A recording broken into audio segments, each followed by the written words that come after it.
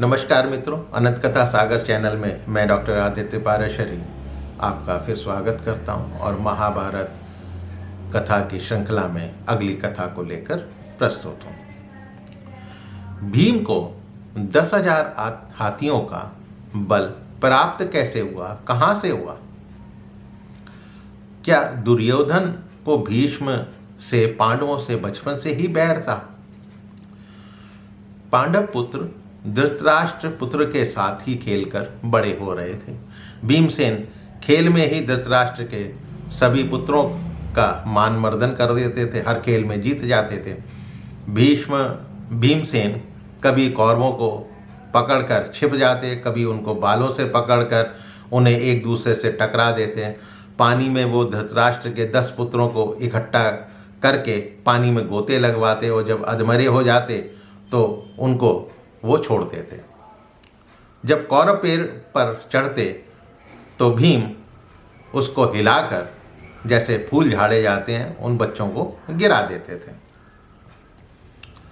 ये सब चलता रहा, लेकिन कौरवों के प्रति भीम के या पांडवों के मन में कोई बैर भाव या द्वेष नहीं था। जैसे बचपन में होता है वैसे खेल में चलता रहता था। लेकिन दुर्योधन ये जानकर कि भीमसेन के अंदर अपार बल है, वो उसके प्रति दुष्ट भाव रखने लगा।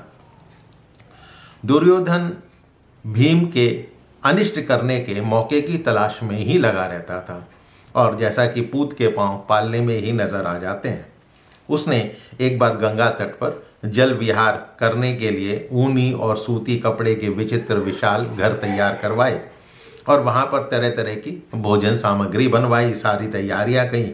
तब उसके दिमाग में कुछ चल रहा था। उस खोटी बुद्धि वाले दुर्योधन ने पांडवों से कहा, क्यों ना हम चलकर गंगा तट पर जल विहार करें।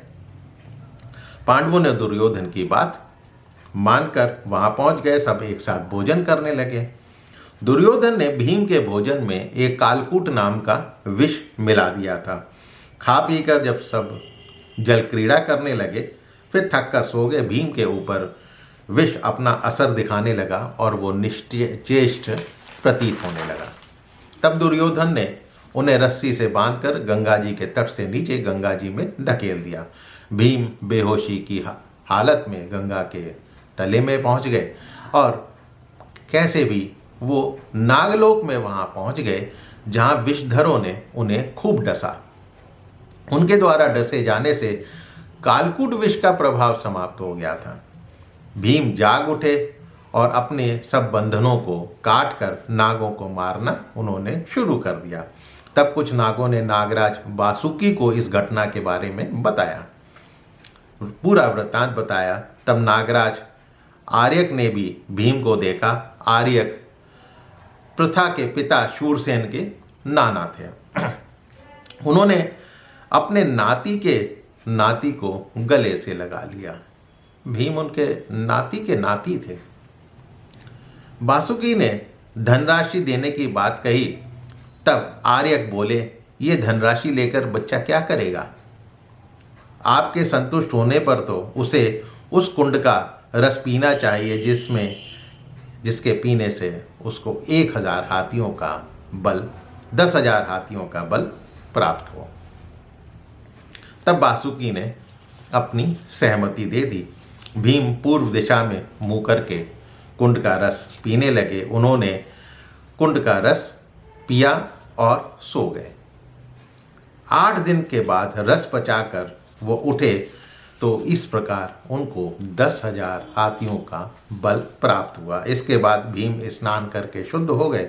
नागलोक में मंगलाचार संपन्न किया। फिर भीम ने विषनाशक सुगंधित औषधियों के साथ नागों की दी हुई खीर खाई। फिर नागों की आज्ञा लेकर नागलोक से जाने को तैयार हो गए और उसके बाद भीम अपनी माता के समीप आ गए। उन्होंने अपने भाई युधिष्ठिर को पूरा वृत्तांत कह सुनाया। तो ये कथा थी कि भीम को 10,000 हाथियों का बल कैसे और कहाँ प्राप्त हुआ। मित्रों, कथा आपको अवश्य पसंद आई होगी। पसंद आई हो तो मेरे चैनल को सब्सक्राइब करना मत भूलिएगा और इसको शेयर अवश्य कीजिएगा। फिर मिलता हूँ इसी श्रृंखला में एक नई कथा के साथ। तब तक के लिए मुझे आज्ञा दीजिए। नमस्कार।